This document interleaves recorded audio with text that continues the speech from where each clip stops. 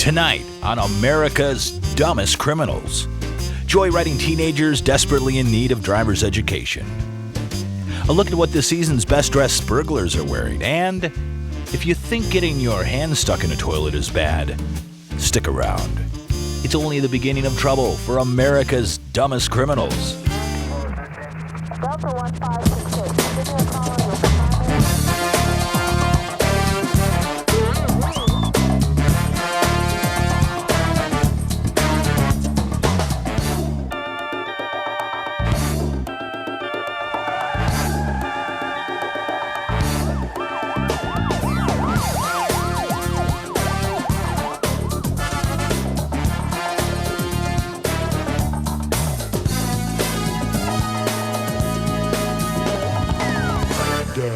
And now, welcome your host for America's Dumbest Criminals, Daniel Butler and Debbie Allen.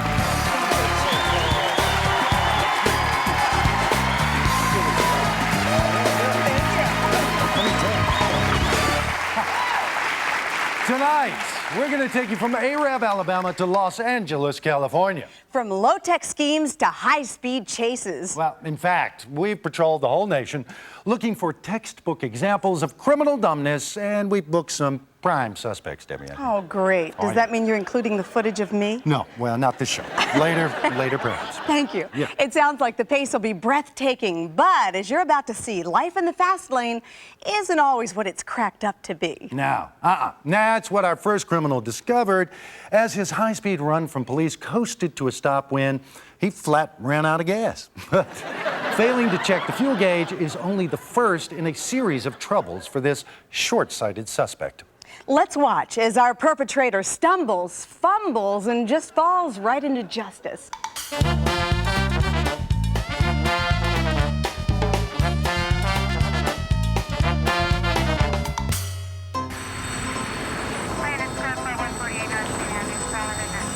Unable to escape from the 4 patrol cars and police helicopter that are in hot pursuit, the suspect's car starts to slow down.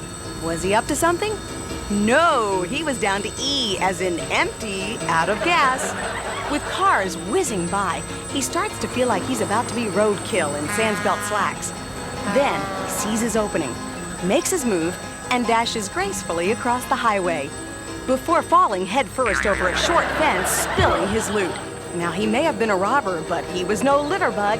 He hurriedly picks up after himself and scurries into the woods. Unfortunately for him, those stylish white slacks made it hard to blend in with nature. Before long, he's face down in the dirt. Who knows if those slacks will ever come clean? He's going to jail. Who cares about the slack? I'm a mom. I do a lot of laundry. Okay, some criminals are just plain klutzes, and others demonstrate poor judgment and shallow thinking. Well, sometimes they find out the hard way that more than their thinking is shallow. See what happens to our next suspect, who is about to take a leap of faith to elude police. My name is Don Perryman. I'm the Chief of Police for the Saranac Lake Police Department. One of the arrests that sticks out in our mind, that we were on a foot pursuit for an individual. A river runs right through our town. This person wasn't from Saranac Lake. He ran around a local business, fell off a wall and into the river. We were standing on the bank and he started to swim across the river until he found that there was a business on the other side. It was dark, he couldn't see that well.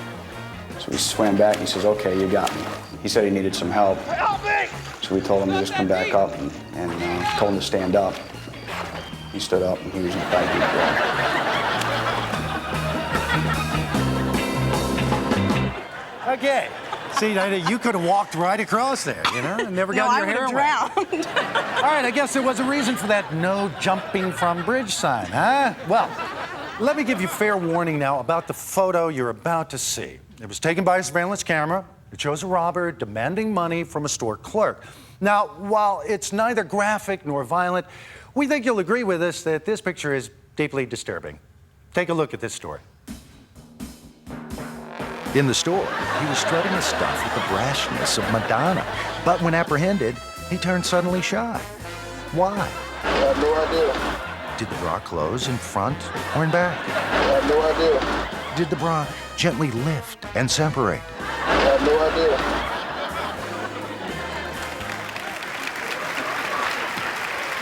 Okay, yeah, more criminals out for a night on the town when we return after this.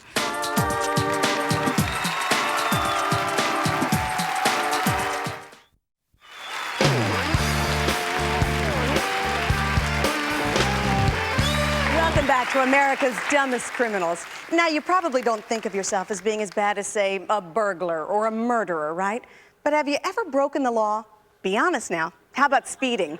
Okay, ever been pulled over? Uh-huh. Your heart is pounding, yet you try to act calm and innocent. Do you remember what excuse you gave for your lead-footedness? Well, according to police, the number one excuse that they hear is people saying that they have to go to the bathroom. They don't say, however, whether they felt the urge before or after they saw blue lights in their rearview mirror. Well, here are two of America's dumbest excuses that really exceed the limits.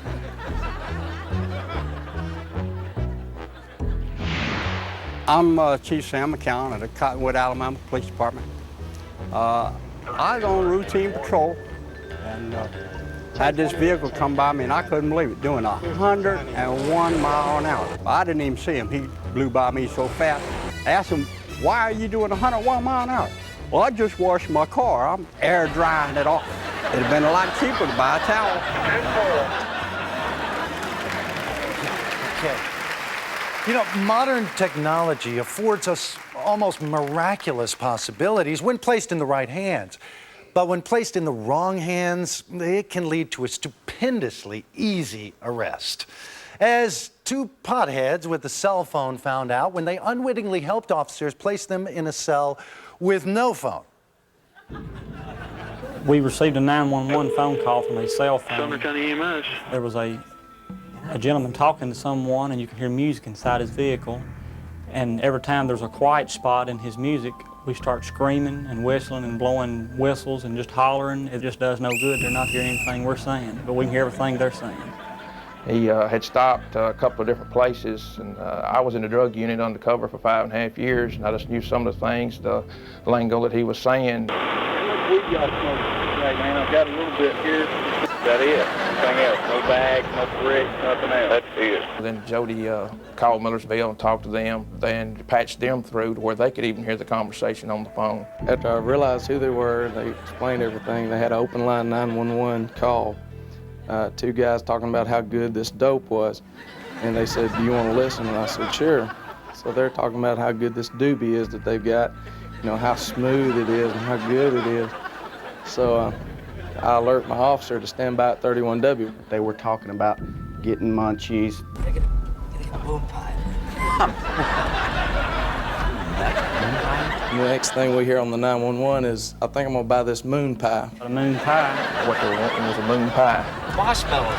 Graham cracker. Well, you are high, aren't you?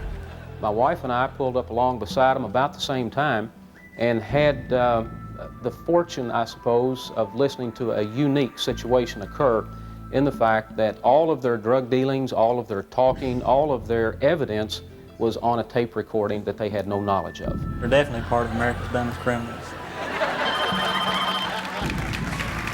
Yeah. Unbelievable. Thanks to the people who make mobile phones, it's easier than ever to reach out and nab someone. Right, Debbie? Oh, that's a good one. I think you'll definitely agree that the criminals you're about to meet should have called 911 for assistance because they desperately needed help in pulling off their caper. Their scheme? Break a toll booth gate so that it's locked shut, then rob motorists who are unable to pass through. But things didn't work out as they planned. Watch as the not ready for crime time players present For Whom the Dumbbell Tolls.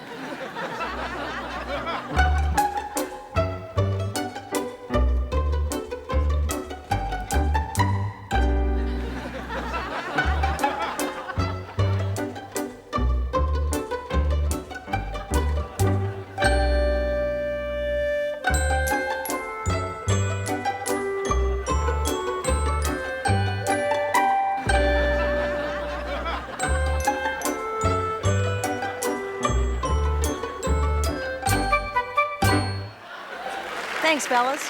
Now a bow, but watch your heads. And now with news dug from the dumpster behind CNN, here's Daniel with ADC Headlines. Sure, some kids today seem to have a lot of money at their disposal. But the workers at McDonald's thought it was just a wee bit odd when two teenage boys in Lepori, Indiana, paid for their food with a $500 bill. Now, even if you supersize your order, that makes for a lot of change. Did somebody say suspicious? The manager tipped off the police, who were able to link the juveniles to the robbery of a home in the area. Apparently, they thought they deserved a break-in today. Faced with charges of felony burglary, it may be a long time before these boys have another Happy Meal. You know, you've heard the old adage, crime doesn't pay. Well, sometime it can actually cost.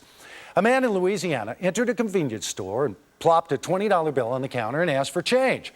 When the clerk opened the cash register, the customer pulled a gun and demanded all his money. The unlucky robber must have caught the store on a slow day because his stick-up scored him a grand total of $15. But in his haste to flee the scene, he forgot to pick up his 20.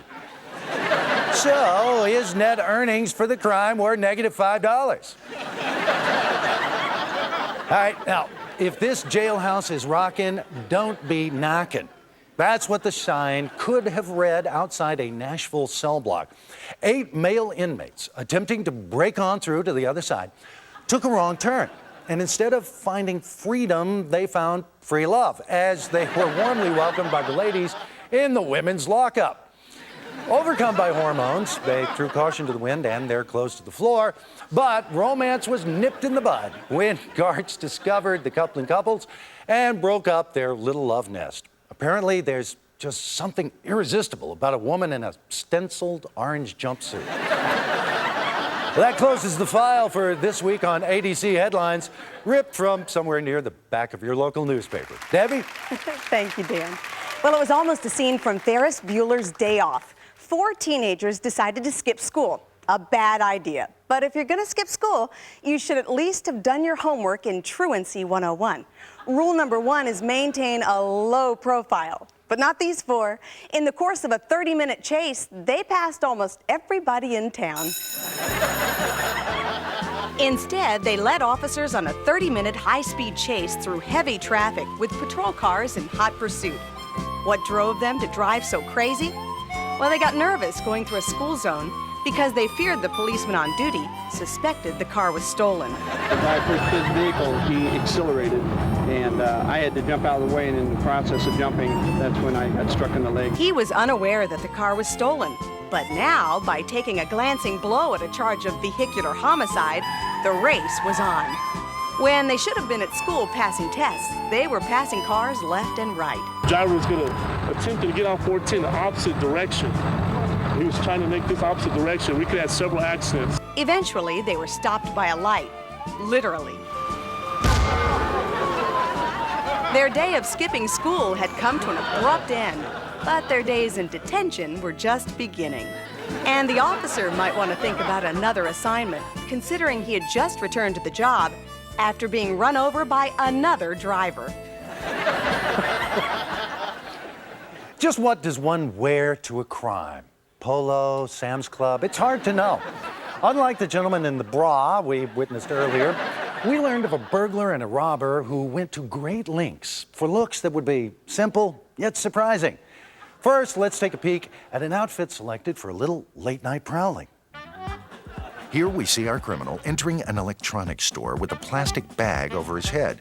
We see him, but he can't see anything. Ouch! He bangs his head, bruises his pride, and manages to set off an alarm. Moments later, he returns with a new and improved disguise. Outfitted with eye holes and a flashlight, he manages to get away with $1,600 worth of electronics. But officers recognized him as a man in uniform, a mall security guard uniform. Once identification was made, they picked him up, interviewed him, and recovered the property. He's a long way from being a mastermind at doing criminal acts. If they were all with this type of criminal mind, we could catch everybody that does a crime. You've heard that you can fix anything with enough duct tape? Well, try salvaging this man's ego, huh? Probably one of the dumbest is one that I've met recently. Wanted to be an armed robber. Walked into the place, encased it, decided it was right for the robbery, and went outside to his truck to find something to hide his face. It was his work truck, and he had no mask or anything in there, anything that would hide his face. So he found a roll of duct tape, and he proceeded to wrap his face in the tape to hide his identity. It seemed like a good plan until he went back inside and announced that it was a robbery. Nobody could understand him because he'd forgotten and wrapped his mouth. The frustration immediately became panic when he realized he'd also forgotten to leave a place to breathe. He began to lose consciousness, and as he did and started toward the floor, two customers helped him to the floor and held him until the police arrived. And he seemed to be really upset with the fact that the policeman had been less than gentle when he removed the tape. That's the one that kind of wins my award for America's Dumbest Criminals. Oh, yeah. But hey, you know, I mean, that guy never had to shave again. But now, okay, now what fashion tips can we pick up from these stories? All right, well, 1, your choice of headgear must be functional. 2, for greater comfort, always choose materials that breathe and allow you to do the same, okay? All right, don't move a muscle, America's Dumbest Criminals. We'll be right back.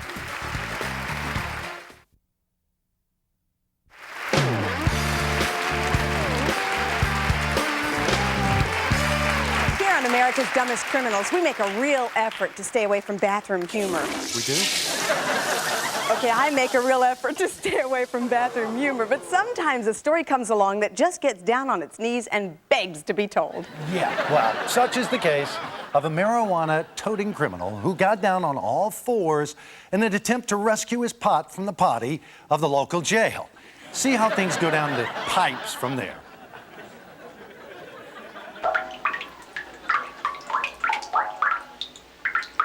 One of the dumbest incidents that I've ever had in my career as a correctional officer was one night about 12 years ago. We had 2 inmates that were housed in a slammer. We were fixing to do a shakedown of their slammer to make sure they didn't have any contraband.